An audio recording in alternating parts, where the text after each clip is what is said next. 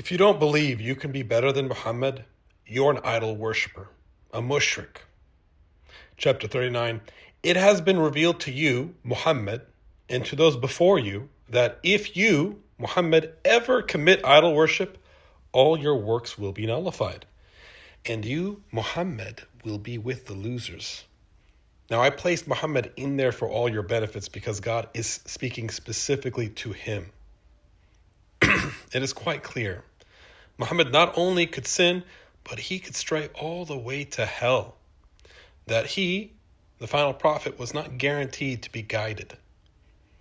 In fact, Muhammad was already astray when God found him. And if it were not for God, he would have been condemned. Chapter 93 and chapter 24. He found you, Muhammad, astray and guided you. O you who believe, this includes Muhammad, do not follow the steps of Satan.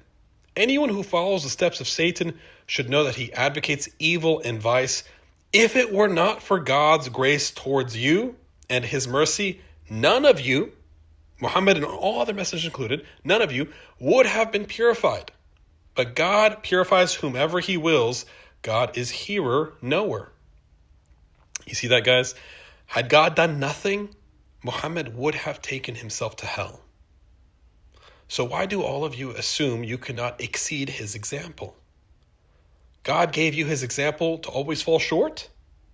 Or is God looking for those who will rise to the occasion and not settle for being worse than the example presented? Do you limit God and doubt his ability to guide you to be more righteous than his other servants? This not only makes you all idol worshippers, but now you're also disbelievers for doubting God's omnipotence.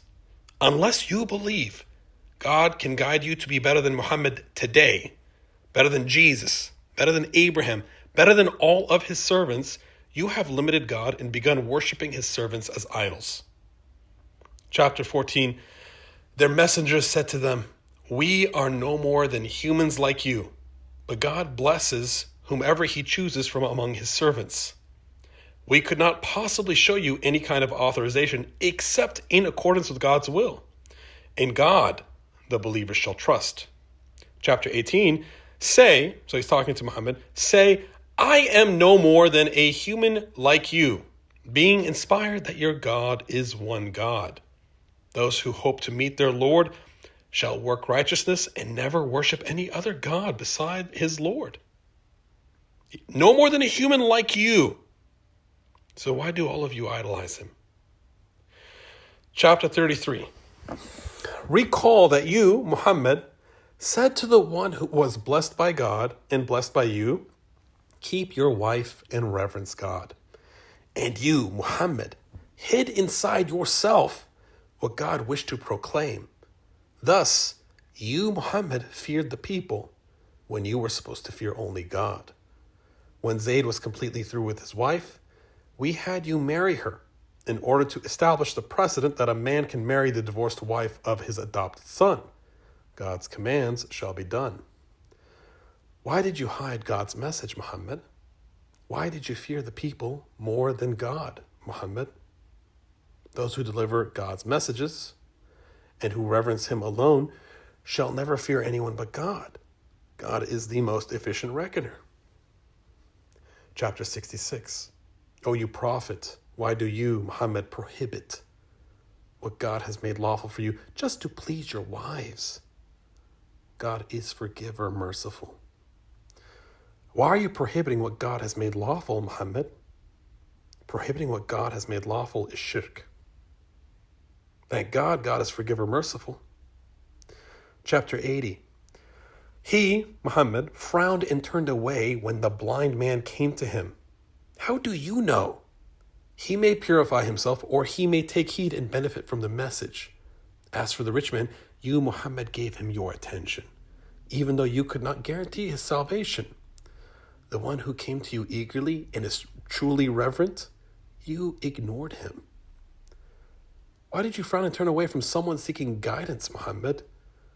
That's very presumptuous of you. Chapter 17. They almost diverted you, Muhammad, from the revelations we have given you. They wanted you to fabricate something else in order to consider you a friend. if it were not that we strengthened you, Muhammad, you almost leaned towards them just a little bit. And had you done that, we would have doubled the retribution for you in this life and after death, and you would have found no one to help you against us. God is bailing Muhammad out right here. Had God not intervened, Muhammad would have taken himself to hell. There's even more evidence than this in the Quran, that everyone's guidance is completely at God's mercy. Muhammad only had the Quran for 23 years, after the age of 40. And many of you were born with the Quran in your hand, or you found the book before the age of 40. Frankly, not only should all of you exceed the messenger's examples, but you don't have a good reason not to. You have all the advantages that they did not. Heed this warning. I'm calling for all submitters to the one and only God.